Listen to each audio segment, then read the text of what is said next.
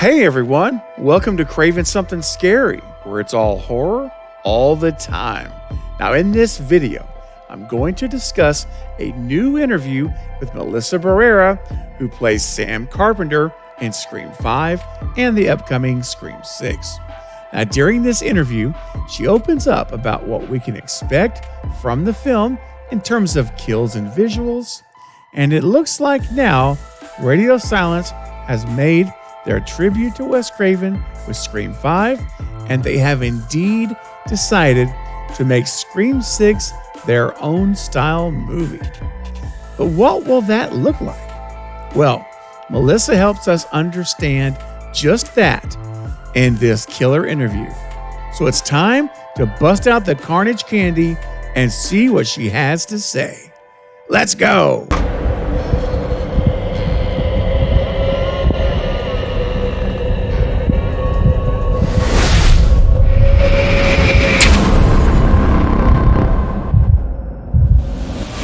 So Melissa Barrera sat down with Collider's Christina Radish to discuss her new to-be original psychological horror film, Bed Rest, and the subject of Scream 6 came up.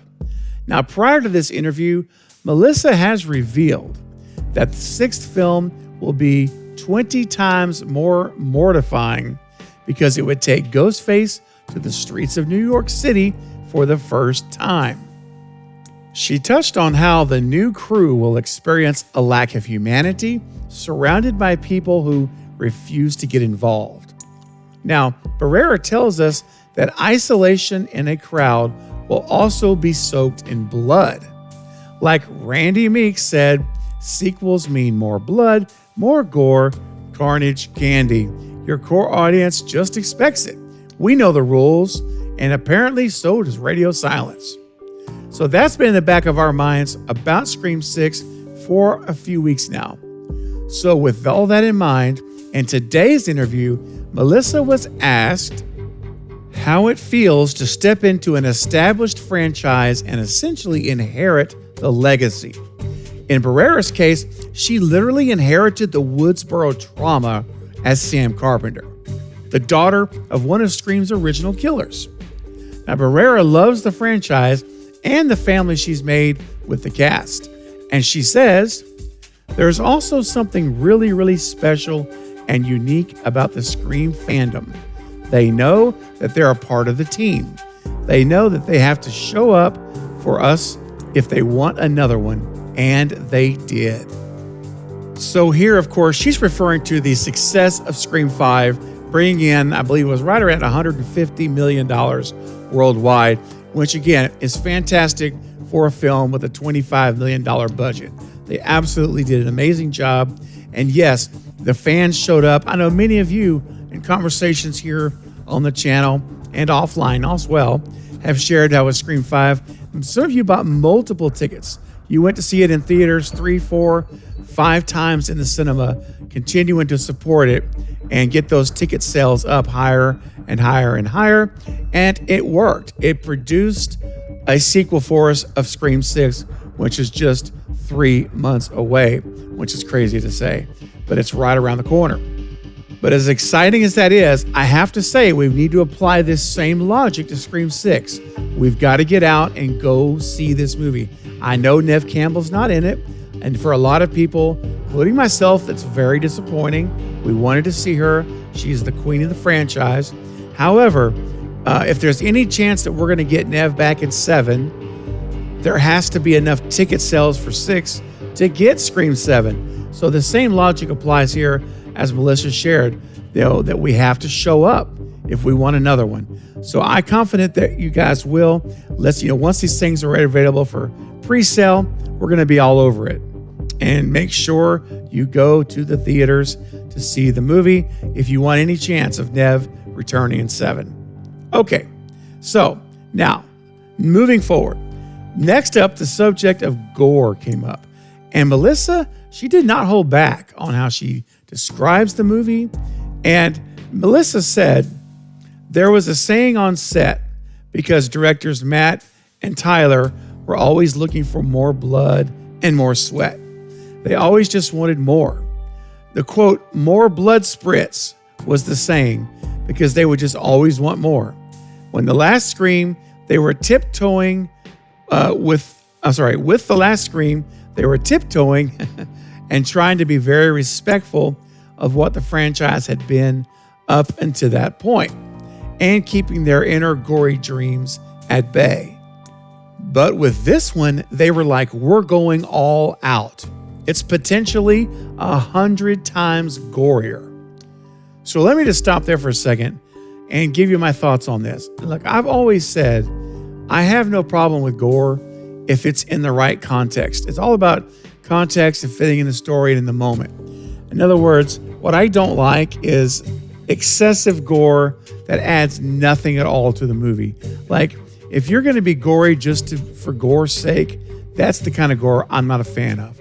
I just don't see the point to it. You know, if you just want to be grossed out, I mean, that's all it is, right? I mean, Wes Craven one time famously said, making a movie more gory doesn't make it more scary. It just makes it more gory. And I've never forgotten that. That was years ago. And so his movies always reflect that. Like if you look at Wes Craven's films, not just Scream, but his entire catalog, his films are never excessively gory. They're gory at times when they need to be to communicate the moment, the context of the story. But I always say it's almost like gore with class. It's like tastefully done, if that makes sense. But there are other franchises and films that don't do it that way. And so you could think of some of the later Saw movies. And I haven't seen them, but I've been told all about Terrifier 2 and Terrifier, those kind of movies where clearly it's just gore for gore's sake to just go crazy. So, and again, that's fine if you like that. I have no problem with it. I'm just sharing my personal preferences. So a part of me, though, still feels like, that they're not going to be that level of gore here. I don't expect that to be the case. I really hope it's not, because while I don't mind more gore, if you want to make the scenes a little more gruesome, I'm okay. But let's don't turn this into something it's not. That's no longer really a Scream movie now. It's just not, the character and legacy of these first 5 films. So let's don't get too crazy with it. I know, she's obviously using hyperbole 100 times gorier. That would be just pouring blood everywhere. I doubt that's going to happen. But I do, I'm going to take her at face value and go into this movie expecting there to be gorier kills. And, again, gore is also very subjective. What's gore to you may not be to me, and vice versa. So we'll find out just how far Radio Silence is taking this in March.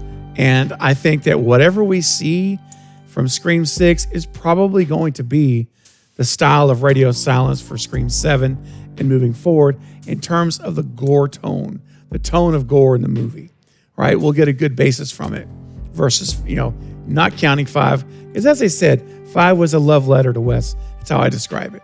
And it was very much in keeping with Wes's style in a lot of ways. Not in every way, though. But anyway, so that's what we're looking at. And finally, Melissa ended the interview saying she's totally fine with the excessive gore. She says, it's fun to be covered in blood. I personally love being dirty and bloody because it sounds like we'll be getting plenty of carnage candy. Yes, carnage candy 3 times in this video, and I think it fits from what we're expecting to get from what Melissa said. So this definitely sounds, guys, like it's going to be the bloodiest and goriest Scream ever made. So bring a wetsuit to the theater, get ready for the blood to flow. That's what it sounds like to me. But I'm excited to find out what it's going to be when we actually get to see the movie and trailer, which should be coming out very soon. All right, everyone. Now I want to know what you think about Melissa's interview and comments on Scream 6. I want to know your thoughts, ideas, and any theories you may have based on her comments for the film. So start leaving your comments below now in the comments section so we can discuss it together.